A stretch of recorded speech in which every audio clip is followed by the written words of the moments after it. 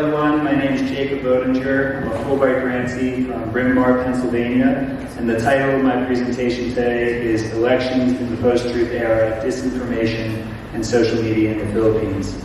Before I begin, I want to thank Dr. Christian Pascual and the University President, Dr. Nancy Flores, and the rest of the faculty and staff who made this event possible today. It's a real honor to be here, and we are incredibly grateful for the opportunity to speak with you all today. Okay. So my presentation is just going to be primarily focused on giving you some background about how I got to decide to study this topic, along with a brief summary of my findings during the first 2 months here. And then I'll end by identifying some of the questions I'm hoping to study further during the rest of my time for the grant. So why I decided to study disinformation on social media. It was a combination of factors that I experienced during my time at American University in Washington, D.C., coupled with some unique work experiences as well as a student, that all culminated in my proposal when I had the opportunity to apply for a Fulbright grant. So I'm going to walk you all through that. So first and foremost, I was a freshman in college when Donald Trump was elected as the President of the United States. And regardless of how you feel about whether or not he was elected, a lot of Americans were shocked by this outcome simply because it defied polling expectations. It was really unexpected, and it forced a lot of people to ask the question, how did this happen? And I think from my perspective and a lot of other people, one of the most noticeable parts of his campaign was his use of social media, particularly Facebook and Twitter, because this is something that we hadn't really seen before in our elections, and it was a new phenomenon which I certainly felt like deserved to be investigated further. And in hindsight, I think a lot of people have agreed with me. We have a lot of interesting research about this topic that helps us understand what really happened and how social media influenced that election. And I'll share some of those findings with you. First and foremost, disinformation on social media, all platforms, was very prevalent. Just to define the term disinformation, it means when an actor purposefully shares information with the intent of deceiving the audience that will be reading it, which is different from a term called misinformation, which happens when people share information on social media or any other platform, not with the intent of misleading their audience, but it is actually, it's false information. So that's an important distinction, and this was very prevalent during our election. There was also the presence of bots and troll armies spreading this information online.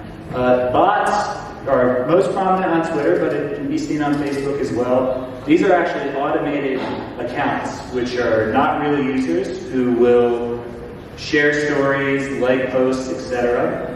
Whereas troll armies are individuals who are paid to spread certain messages, usually by political campaigning firms, but they are, again, inauthentic users who have a motive behind why they're sharing the information.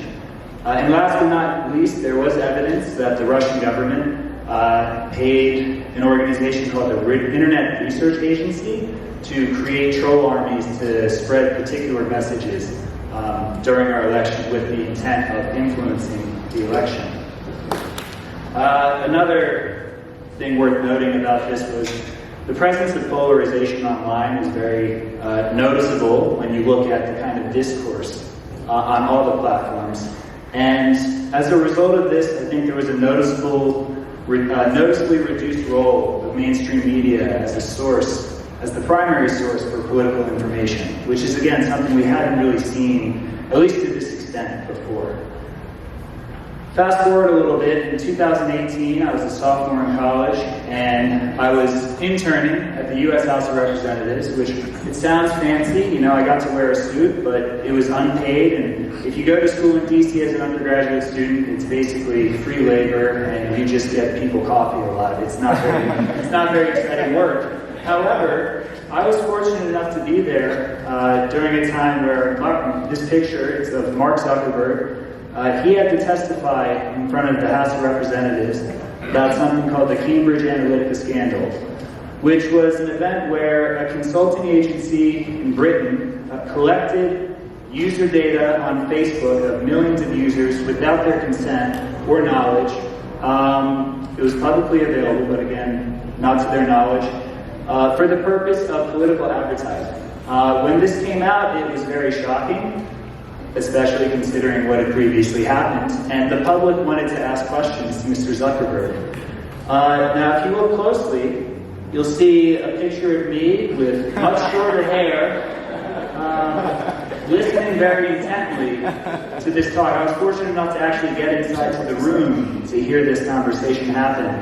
And the main takeaway for me was just a reaffirmation that the role of social media in our society was very prevalent. It had a serious impact on public discourse, and it was something that deserved to be studied further. Move forward to 2019, I worked at an organization called Freedom House. It's an international NGO that does pro-human rights and democracy work. They do a lot of great and interesting things, but for the purpose of our talk, I'd like to focus on a report they published in 2019 called Freedom on the Net, the Crisis of Social Media. The report basically argues that all around the world, politicians, companies, what have you, would use the internet more broadly, but specifically social media, to influence political elections and referendums. This graph right here states that domestic actors, within the year of this study, there were 30 countries where domestic actors interfered online in 26 of the 30 countries that held elections or referendums over the past year. So this could be multiple forms of interference, but it's worth noting that in 24 of these countries, they explicitly experienced disinformation on social media as a means of influencing the election outcomes. And why I share this with you is it was the first time that it really opened my eyes to the fact that this was a global issue that was affecting democracies all around the world. It was no longer just a problem that was affecting the United States. And in fact, at this point, it had gotten much worse. And to this day, it continues to be a global issue, right? Which really made me think it's bigger than just what's happening back at home. So, to ask the question, why did I apply for a Fulbright grant to study this topic in the Philippines? It was the end of my junior year that my university told me about Fulbright, and they asked me to go to a presentation about the program. And even though at the time I had no idea what I wanted to study or where I wanted to study it, the thing that impacted me most was the mission of Fulbright, which is to strengthen ties between nations through academic and cultural exchange. As an international studies major, that's just something that I felt very passionate about. And again, even though I didn't know what I was going to do, I wanted to get involved in whatever way I could. I also thought the opportunity to conduct independent research outside the United States would be very unique, and most importantly, it'd be the first time that I could immerse myself in a new culture. I had only left the United States once before that. I studied Spanish in Chile for about a month and a half one summer, but aside from that, I really stayed in Pennsylvania and Washington, D.C. for most of my life. Which brings us to the question, why the Philippines? Well, I had a friend of mine at Freedom House who was Filipino, who I told that I was thinking about applying to a Fulbright. But I told him I didn't really know where I wanted to go or what kind of topic I wanted to do. I had this interest in how social media impacted elections, but I didn't know how I could make that into a research project. And he's the one who encouraged me to consider studying this topic in the Philippines. He knew that with my background, I had broad familiarity with Southeast Asia through my research, but I'd never studied this topic. I'd never done any reading about this topic in the country. But what I came to find was really surprising. First and foremost, there's a report that was put out by a company called We Are Social, which found that Filipinos spend the most hours per day on social media in the entire world, which I had no idea, but it's very interesting. Coupled with that, like the United States, the Philippines has struggled in the past with experiencing disinformation online during election periods. so there was that shared familiarity. But perhaps the biggest and most impactful reason, and this is really, it just came out of pure luck, was the time frame in which I was going to conduct this research aligned with the 2022 presidential election. And as was mentioned before, COVID-19 pushed that back. We were supposed to arrive in August of 2021. So I've had to tweak my project slightly, but the main message is the same. The main topic remains the same. And fortunately enough, I'm here and I get to share a little bit of what I've learned so far during my first 2 months. So I think there are two main things to consider when trying to understand how social media impacted this election. First, I think there's a strong argument to be made that COVID-19 forced candidates to move more of their campaign activities online, which makes this election more interesting than ever to study this particular topic. From what I found, these 4 platforms, if you're all familiar with them, are where most of the activity took place, but there could be others. And in preparation for this, a lot of academics and journalists put together research initiatives and fact-checking initiatives in preparation, which has been really helpful for me to get a first glimpse at what really happened. Just to name a few of these, if you're unfamiliar, there's check.ph, which is a fact-checking initiative, along with FactsFirstPH, and then a project called Digital Public Pulse. This was put together by, I have this written down, hold on. UP Diliman's Digital Public Pulse project was put together by the Philippine Media Monitoring Laboratory. These are lectures that are publicly available on Facebook if anyone wants to look at them. They're quite long, but definitely interesting if you want to learn more about the topic. And what I want to do is share some of what I found most interesting from those lectures with you all.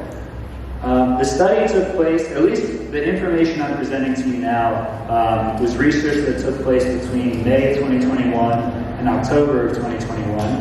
And the goal of this was to identify how political information was shared on 3 different platforms. And I'll quickly walk you through some of what I thought were the most interesting findings. First, on YouTube, there is a growing number from May to October. The researchers found a growing number of hyper-partisan political channels that were creating election-related content.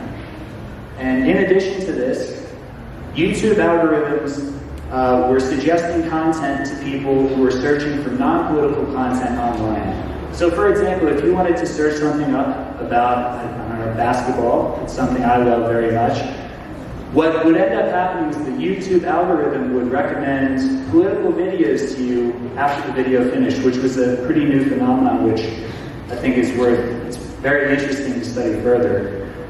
On Facebook, the main finding was that Facebook groups had become the most popular source for political information, even more so than mainstream news media pages.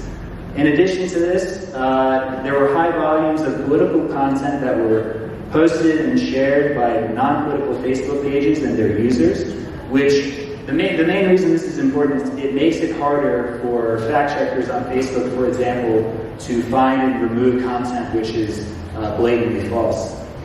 And on Twitter, there were unidentifiable and suspended accounts that received higher levels of engagement and shared more political content than mainstream media sources.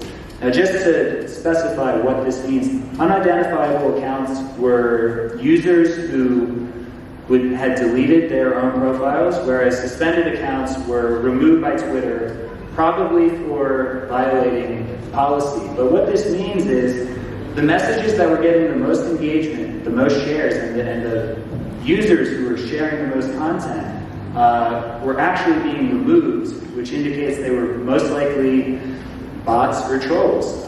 That's not conclusive, but it strongly suggests that could be the case. And lastly, from August to October, influencers and non-politically affiliated users tended to reach larger audiences with political messages than mainstream media outlets. This is a trend that existed in past elections in the Philippines, based on what I've read, but it's continued and only grown stronger. So, based on the conversations I've had with academics, journalists, and NGO leaders so far, this is a list of a couple of the questions that I hope to explore further during my time here. First, what narratives were most influential during the campaign cycle and why? Second, is the declining influence of mainstream media more pronounced amongst different demographic groups? Are there important similarities or differences between these trends in the different regions of the country Luzon, the Visayas, and Mindanao?